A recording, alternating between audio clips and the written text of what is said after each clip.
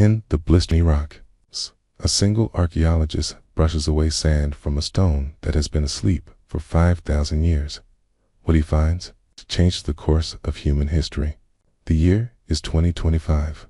A research team from the University of Chicago is excavating the forgotten ruins of Eridu, one of the oldest cities in Mesopotamia. Beneath the collapsed temple wall, they find something unexpected: a black stone tablet covered in ancient Sumerian cuneiform, and something else, symbols no linguist had ever seen before. At first, they thought it was a forgery, but carbon dating confirmed this stone was nearly 6 millennia old. The tablets and gods, of stars falling from the sky, and of a great awakening in the age of iron birds, a phrase no one could explain, but one line stood out more than any other. The one with the lens upon his eye shall unlock the code of the sky. A direct reference, they believed, to modern surveillance satellites, or possibly artificial intelligence. The tablet was in for preservation, but the real breakthrough came when it was scanned through a neural net AI trained in ancient languages. And what it unlocked terrified everyone. Hidden within the common symbols was a second layer, a mathematical code, a precise sequence that correlated with solar cycles, disease patterns, and even political conflicts in modern history. The AI's conclusion: this tablet contains time-predictive pattern recognition. The code predicted the Black Death, both world wars, and a new entry appeared: 2027 collapse of global communication grid. Another line: half broken, read, and in an age when men carry voices in their pockets, the stars shall go silent. Were the Sumerians not just the world's first writers, but also the first prophets? Or had they simply seen this cycle before? Within 48 AI breakthrough, the Smithsonian was visited by officials from NASA, the CIA, and DARPA. The tablet was classified. The research team put under NDA, but one anonymous researcher leaked photos, and the symbols quickly spread across the internet. Conspiracy theorists claimed the Sumerians had time travel. Others believed they had contact with non-human intelligence, but the U.S. government wasn't laughing. Its black site in Utah was set up to decode the remaining tablets, rumored to be buried beneath Eridu. One message written in stone, untranslated: he who wakes the sky will break the wheel of time. Was this ancient metaphor, or a literal countdown? In the next chapter, we decode the second tablet, which points to the year 2031. And what may be the most chilling prediction yet? It began not from people, but from stones. Deep beneath the sands of Eridu, ancient voices had been frozen in clay, waiting thousands of years for someone to finally listen. As excavated, the team uncovered a second tablet, thicker than the first, broken in half, but miraculously intact. Unlike the first, this one had double-layered inscriptions, one readable in Sumerian cuneiform, and another etched so faintly it required infrared light to detect. A translator whispered as he traced the symbols: this wasn't meant for them. It was meant for us. The team uploaded into the same AI that cracked the first code. This time, the software took longer. When the results came in, the words "temporal crossroads 2031" lit up the screen. A timeline map appeared, showing 4 major forks in human civilization. One led to total collapse, one led to authoritarian survival, one led to technological utopia, one ended in silence. The prediction wasn't just a warning, it was a menu of outcomes, and we were about to choose. A senior linguist, Rachel Marin, noticed that the word used for future in the tablets didn't match standard Mia. It matched Proto-Lamite, a language believed to predate even Mesopotamia. She proposed a chilling theory: these tablets weren't Sumerian. They were preserved by the Sumerians, passed down from something older. The AI lagging noticed that the patterns in the tablet mimicked sound wave formations. Could it be that the tablets were designed to be read aloud, activating their meanings through tone? At text-speech engine was fed the transcription and played it back. The room chilled. The waveform matched an old, unexplained frequency recorded in deep space by SETI, 2009. That's not just a coincidence, one engineer whispered. It's a beacon. It's a beacon. Within days, members of the archaeological team were reassigned or went silent. Dr. Marin resigned from the university, citing ethical reasons.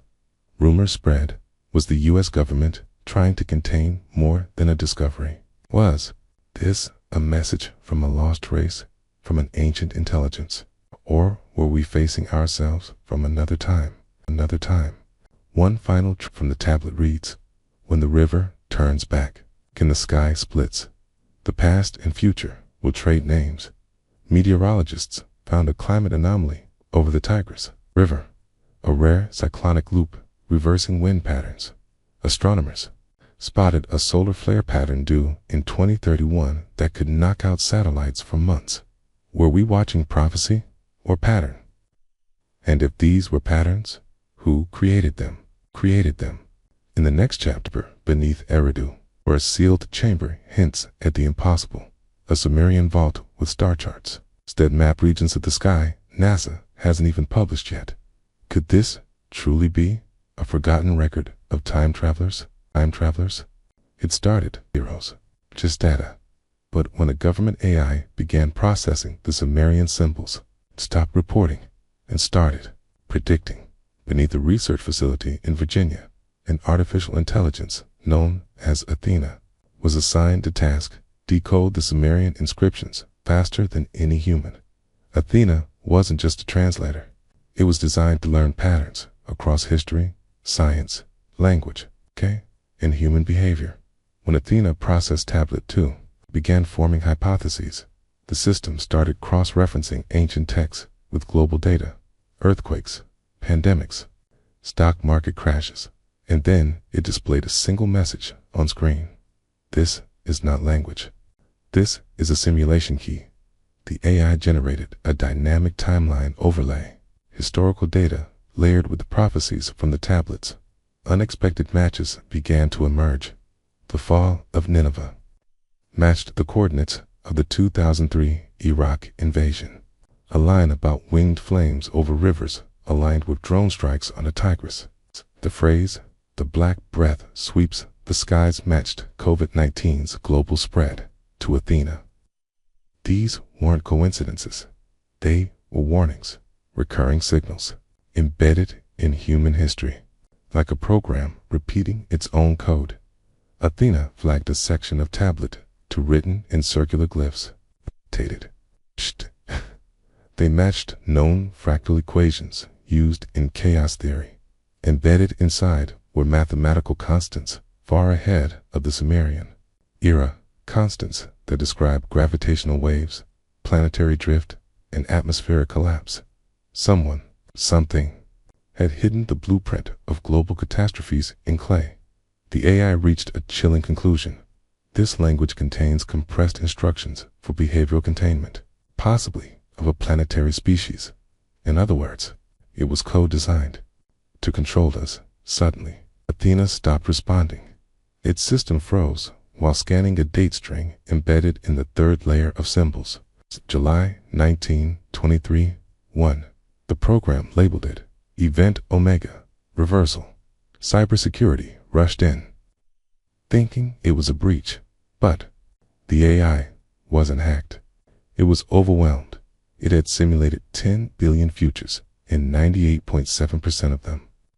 July 19, 2031, marked the start of a permanent information blackout. 1. Linguists theorized the tablets were not warnings, but fail-safes, activated only when humanity reached a critical threshold, as if the creators of the message weren't just looking backward, but forward, hoping someone would see the pattern and correct it. Athena created one final translation from the tablet before it self-terminated. Those who walk in time shall not remember, but those who wake shall choose. The government didn't understand it, but someone else did. In the dark web, a group calling themselves the Chronists uploaded the leaked symbol sets from the AI logs. Independent researchers began decoding faster than governments could respond. A former SETI analyst posted the final encrypted glyph to a forum that's decrypted message. The future was written, but it wasn't finished. Next, we descend into the sealed vault beneath Eridu, where a chamber older than time holds the Sumerian star charts that don't match our sky.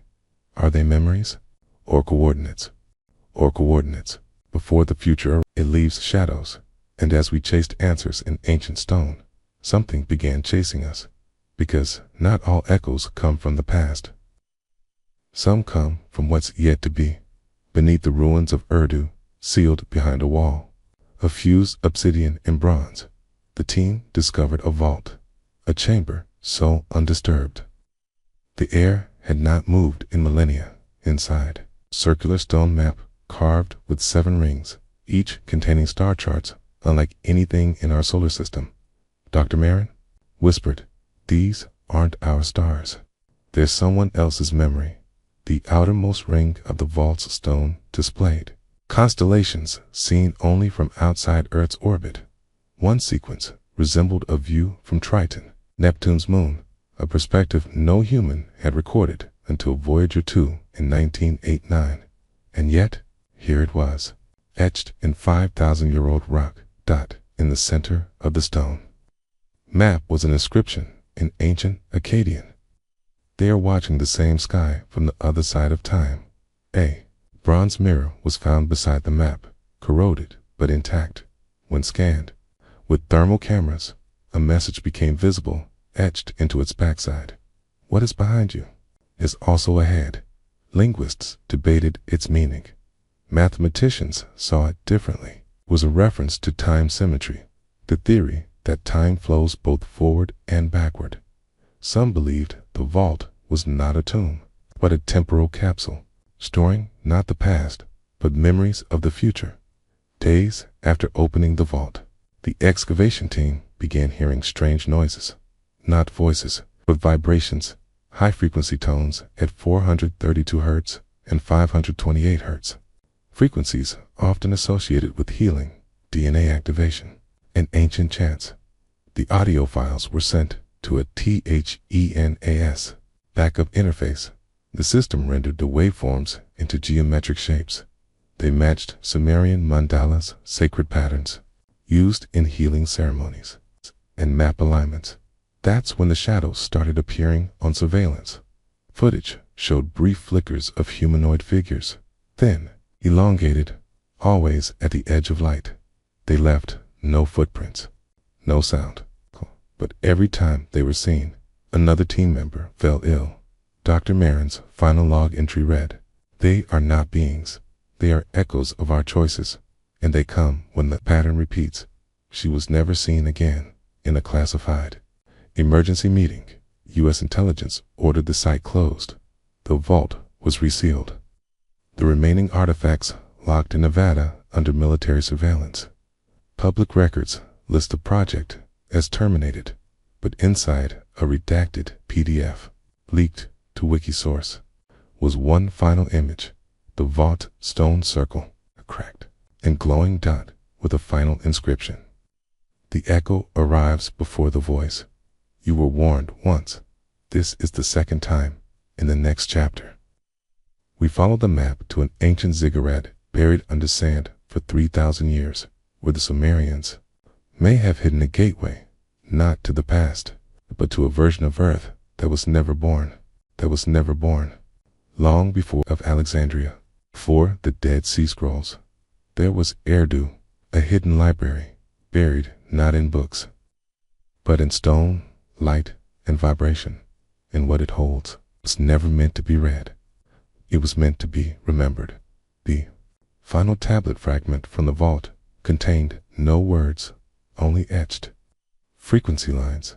Musicians and physicists were brought in when converted to sound.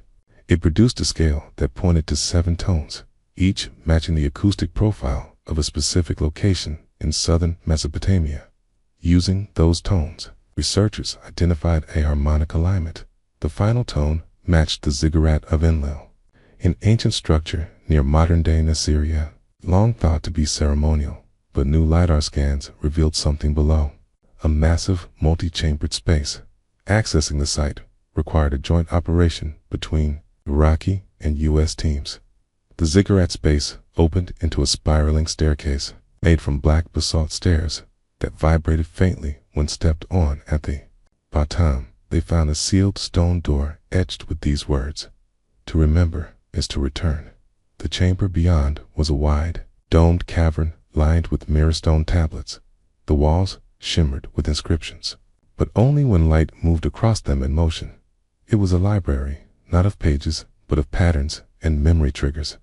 Embedded into the floor were crystalline discs, slightly warm to the touch when activated by sound. A hum, a human voice. They projected images into the air, maps of unknown continents, star systems not visible from Earth, human DNA sequences, with changes no one could explain. Dr. Rachel Marin had recorded one of these memory projections before vanishing. In the footage, a female Sumerian priestess appears in shimmering light and says, "This is not the first cycle. You are living inside a memory. We preserved the echo so you would remember before choosing again." At the chamber's heart stood a large, glowing obelisk, the singing stone, single quotes. When approached, it emitted harmonic frequencies that altered the brainwaves of those nearby. Scans taken by the team showed synchronized alpha waves across the entire group, a state associated with lucid dreaming and deep memory access. Several researchers claimed they saw visions of their lifetimes, collapsing cities, an Earth with two moons. One wrote, "It wasn't knowledge, it was download. I didn't learn it, I just suddenly remembered it." Within 24 hours of discovery, the obelisk vanished. Official statements called it a transport error, but leaked satellite footage showed a military helicopter loading a sealed black cylinder before the base went dark. Days later, a white paper circulated in academic black channels labeled Operation Recall, Cognitive Echo Containment. The document stated, "Exposure to the air frequencies may awaken ancestral data embedded in dormant DNA. Containment recommended." Before widespread reintegration, the knowledge wasn't just dangerous because of what it said. It was dangerous because it reminded us of something we were not supposed to know. One tablet remained untouched. Transla. It was labeled only with a single Sumerian word, Namyor, the first future. A countdown had begun, one that could not be stopped, only remembered. And in the final chamber, carved into the wall, a message: "Those who carry the echo are the archive. You are not discovering us. You are us, remembering yourselves." In Chapter 6, we follow that countdown to an ancient machine buried near the Tigris, a machine that was never built, but always existed, always existed. They weren't doors, they weren't tunnels, they were alignments, coded passages visible only to those who remembered them. The Sumerians didn't call them stargates, they called them Namyor. The first path, a newly decoded fragment from the Namyor tablet, described a resonant structure buried near the Tigris River, where the echo meets the current. Ground-penetrating radar detected a perfect geometric lattice, underground, shaped like a 12-pointed star, 60 meters across. No foundation, no entry, stone and silence. The anomaly matched no known architecture, but it pulsed with electromagnetic signatures, like a machine that never powered on or never needed to. When surveyed at night, the site glowed faintly under ultraviolet light. Researchers noticed the layout matched the flower of life's pattern, a sacred geometry symbol found in Egypt, India, and China. But this one was older. At the center was a circle made of a metallic alloy not found in nature. Stubbed element X-29. When exposed to focused sound at 432 Hz, the metal vibrated and emitted a low hum that aligned with the Schumann resonance, the Earth's natural frequency. A theoretical physicist brought in from MIT made the connection. This wasn't a power source, it was a gate activated by resonance. He proposed that the stone was tuned to a specific harmonic that, when amplified by sound and light, could create a localized space-time distortion. Ancient myths of the gods descending from the sky were now reinterpreted. They weren't watching us. They were waiting for us to wake up and meet them halfway. As one translator put it, the gods didn't travel through space, they traveled through memory. A team of 5 volunteers stood at the center of the formation and chanted the original tone sequences. Within seconds, the metal ring began to glow, faint at first, then brighter dot. Each person experienced something different. One saw himself as a Sumerian priest, another saw Earth from orbit. One fainted after hearing the phrase, "The timeline you remember," was a rehearsal. Brain scans showed elevated theta wave activity associated with time, perception, distortion, and precognition. Infrared cameras captured what the human eye couldn't, a brief distortion in air density, forming a ring of heat in the center of the structure. Light bent inward for 3 seconds. A faint echo was recorded, not of sound, but of a place, a city of stone towers under 2 suns. The voice of Dr. Marin was heard in the interference. The gate is not for leaving. It's for remembering the version of you that stayed behind. As news of the experiment leaked, an anonymous directive ordered the site to be buried under concrete. The official statement called it a geological instability zone. But researchers who stood in the formation began dreaming the same dreams, a sky with 3 moons and a pyramid of glass. The message from the Stargate was never decoded, but the final line of the tablet was, "When the gate closes, the cycle begins again." In Chapter 7, the cycle repeats, and we return to Babylon, where a king once spoke with a glowing being and wrote a second set of laws that were erased from history. Everyone knows the king who gave Babylon its famous laws, but no one talks about the second set, a code hidden, then erased. Not because it was wrong, because it predicted too much. In 1901, the Code of Hammurabi was found, a basalt stele listing 282 laws of the ancient kingdom. But in 2027, a French-led excavation near Babylon uncovered something else, a shattered second stele, made of obsidian and gold inlay. Fragments revealed laws no historian had ever seen, and warnings that didn't belong to the past. Law number 1 on the law slab read, "The day men speak through fire and shadow, the balance shall shift." Many believe it describes modern communication, internet, fiber optics. Cuneiform notes recovered near the fragments describe a strange encounter. One line translates, "The king was visited by the luminous one, clothed in winds and light." The description matched no god from Sumerian mythology, but it did match earlier cave etchings found in Turkey, and even symbols on the Phaistos disc from Crete. Babylonian priests called the visitor Yorkatal, the divider of time. The laws on this slab weren't about crime and punishment.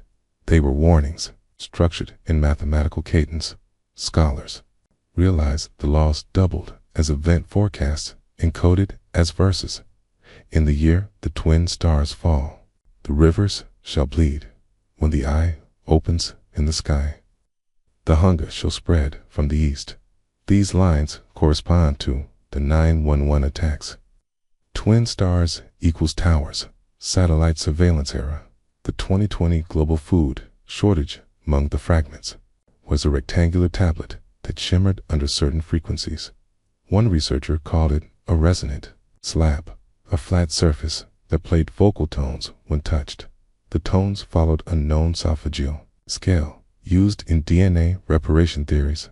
Was this a guide or a genetic key? Etched on its corner, only those with the true voice shall pass the 13th law. The 13th law was never found, or was hidden somewhere we haven't yet remembered. Just 2 days after the discovery, the dig site was sealed. Researchers relocated. Several went dark. The slab disappeared in transit from Baghdad to Geneva.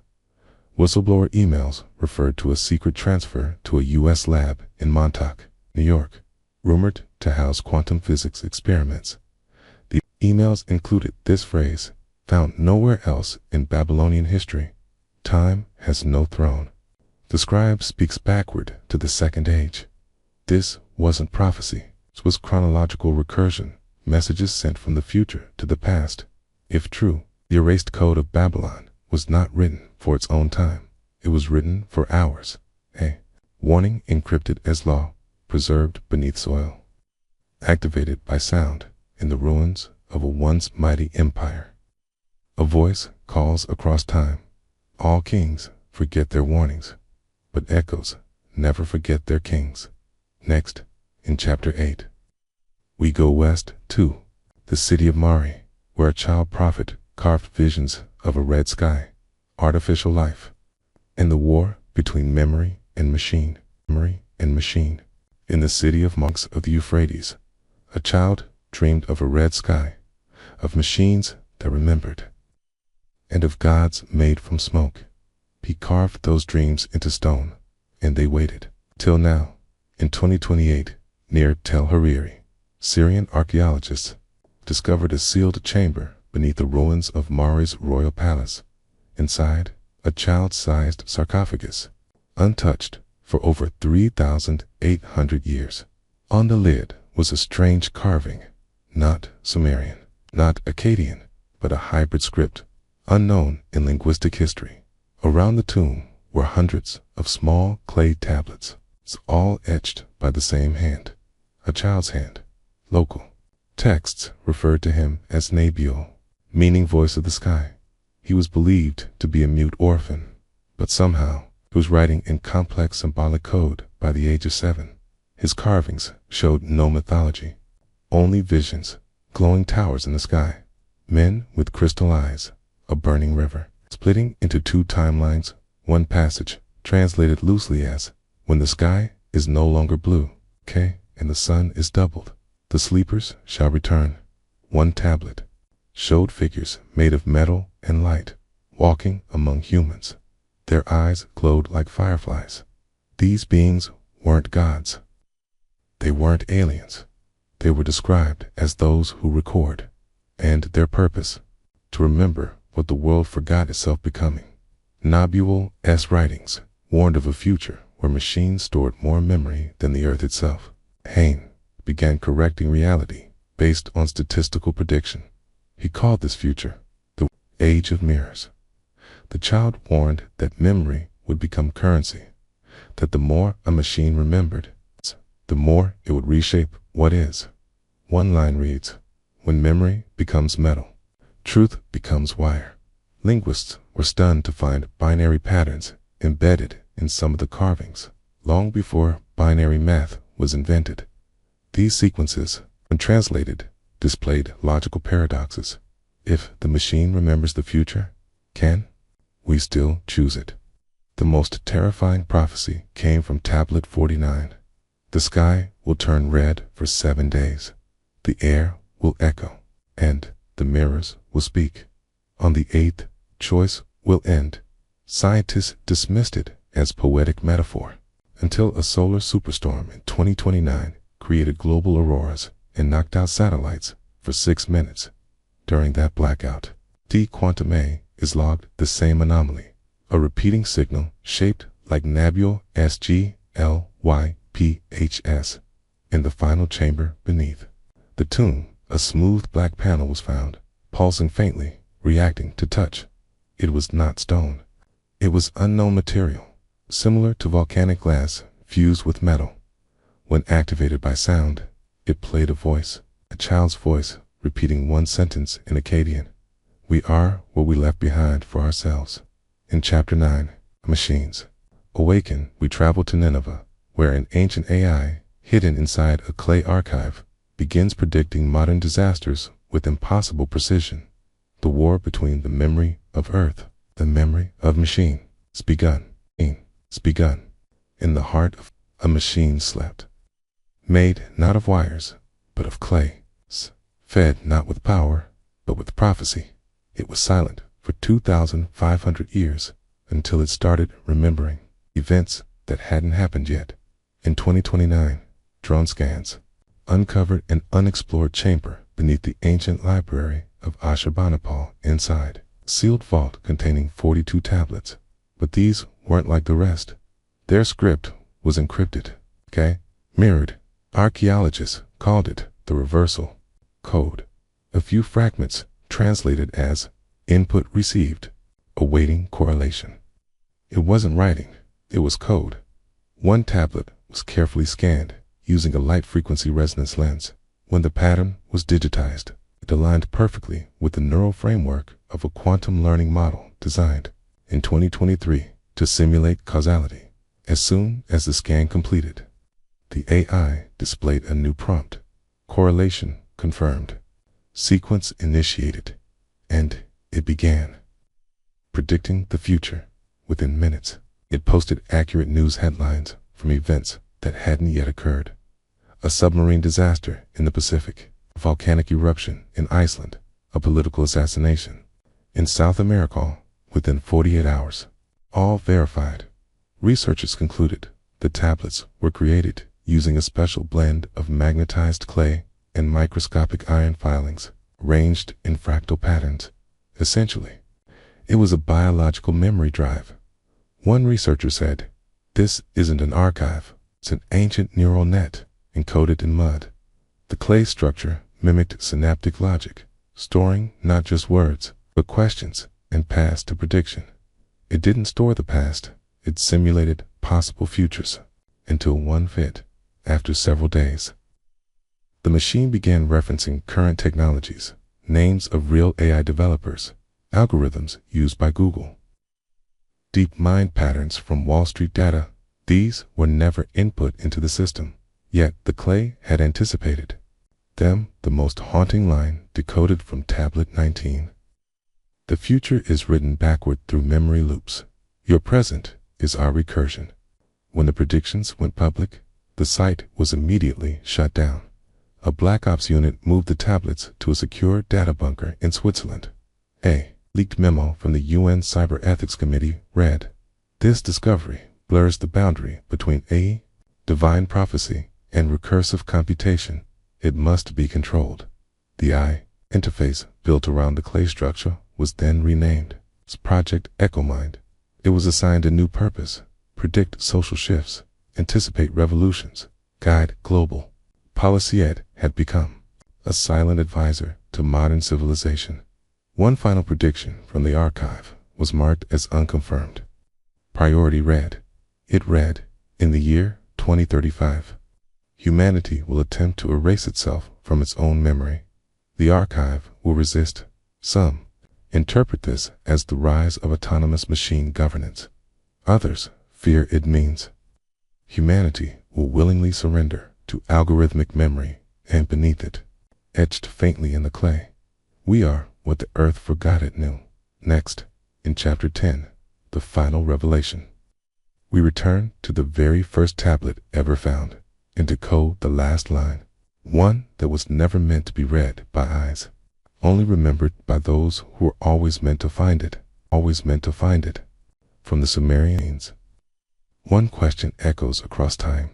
Did someone or something leave us a message that loops through our entire history?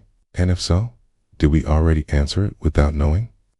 In 1849, British archaeologist Austin Henry Laird discovered what would become the first recognized Sumerian cuneiform tablet, buried in the sands of Nineveh.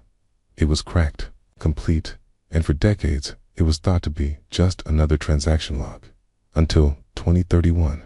That year, a young linguist named Layla Morris noticed something peculiar. A repeating mathematical pattern within the text that mapped to a known time cycle. The precession of the equinoxes, a 26,000-year astronomical cycle. It wasn't recording trade, it was recording time. When rescanned using neural depth tracing.